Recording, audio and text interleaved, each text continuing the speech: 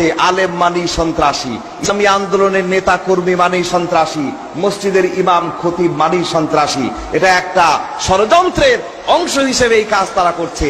তারা মানুষের মনে ইসলাম সম্পর্কে, কোরআন সম্পর্কে বিরূপ ধারণা প্রতিষ্ঠা করতে চায়। বলুন ঠিক কিনা?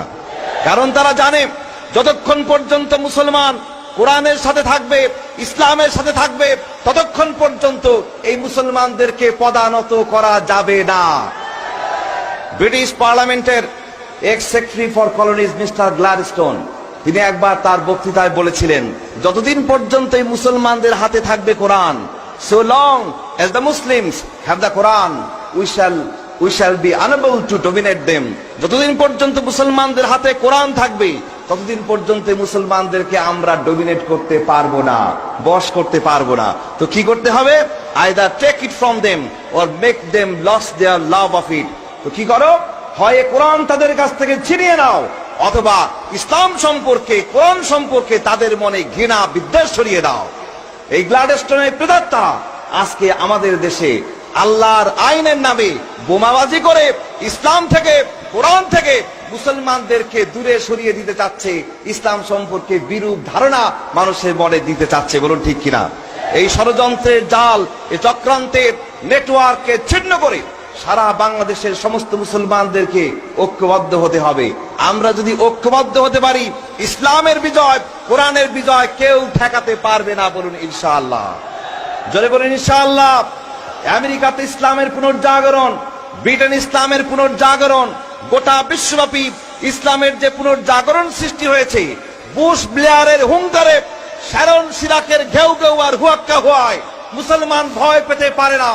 150 কোটি মুসলমান ঐক্যবদ্ধ হয়ে আল্লাহর জমিনে আল্লাহর দ্বীন প্রতিষ্ঠা আমরা করব। বলুন ইনশাআল্লাহ। এবং সেই দিন বেশি দূরে নয়, ওই বুশের দেশ আমেরিকাও কালেমার পতাকা উঠবে। That day is not so far when even the key of White House will be in the hands of Muslim Ummah. সেদিন বেশি দূরে নয় যদি এই আমেরিকার ওয়াশিংটনের হোয়াইট হাউসের চাবিও মুসলমানদের হাতে চলে আসবে। সুতরাং we have nothing to be afraid, nothing to be frustrated, just we have to united. আমাদেরকে ঐক্যবদ্ধ হতে হবে। এই ঐক্যবদ্ধ হবার নমুনা বাংলাদেশ থেকে শুরু করতে হবে। রাজি আছেন? সামনে নির্বাচনকে কেন্দ্র করে নানা ধরনের ষড়যন্ত্র চক্রান্ত চলছে।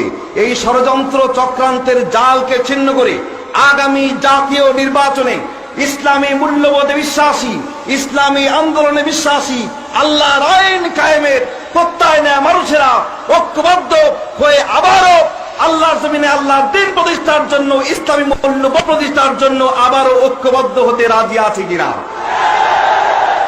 আল্লাহ রাব্বুল আলামিন আমাদের সবাইকে কবুল করে নিন। সবাই বলে আমিন। সব গরিজা হো গই জলওয়ে খুরশিদ সে, ये चमन मामूर होगा नगमे खुर्शीद से।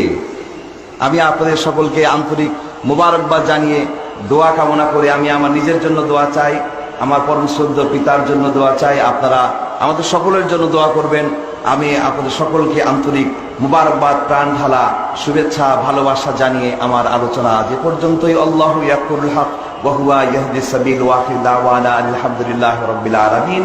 ওয়া আসসালামু আলাইকুম ওয়া রাহমাতুল্লাহি তাআলা ওয়া বারাকাতুহু।